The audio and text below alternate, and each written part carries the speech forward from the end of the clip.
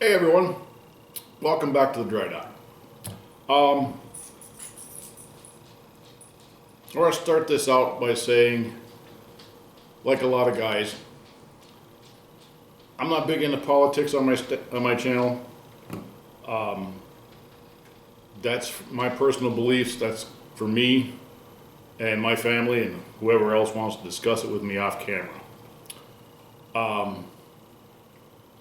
This is a tribute to the people of Ukraine. And Gavin so eloquently stated the mindset that even though we're way over here in the United States, all safe and sound, and going about our busy lives, what's going on over there is nothing short of horrific. And I thank you, Gavin. You started something that I think you hoped you would start, and it's working. A bunch of guys have already posted. I've watched a bunch. My thoughts are for the Ukrainian people, their safety, their perseverance, their triumph over Putin's ideology.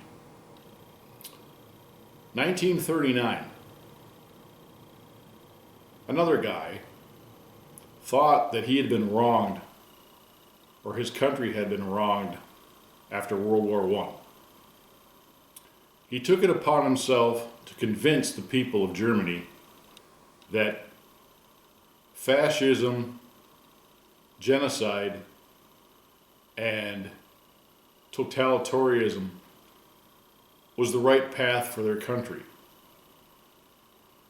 And he set out on a quest to conquer Europe. His mistake was he did not realize the backbone, the fight, the tenacity that freedom has.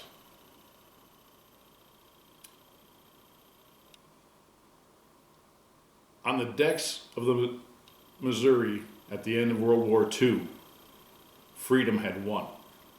Hitler was done, the war was over, and freedom was victorious.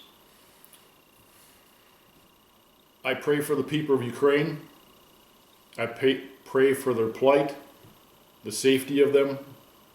In my mind, they are nothing but heroes and freedom fighters for the rest of the world and democracy. There are people in the world like Mussolini, Napoleon, Hitler, and let's hope Putin is not one of them. There are tools at his disposal that are not something that anybody on this planet should ever want him to be nuts enough to take that step.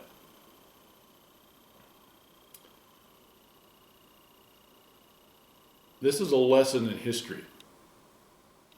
When you're sitting in world history when you're in high school, at least that's what it was called when I went, and you're going through all this stuff, you kind of glass over it.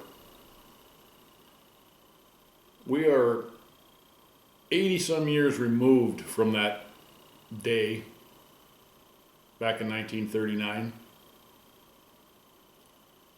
But history is attempting to repeat itself. And the Ukrainian people are the tip of the spear, much like Poland back in 1939. The difference is, in my mind, Putin does not have his country in lockstep with his ideology. As a matter of fact, it does not look like he has all his military in lockstep with his ideology.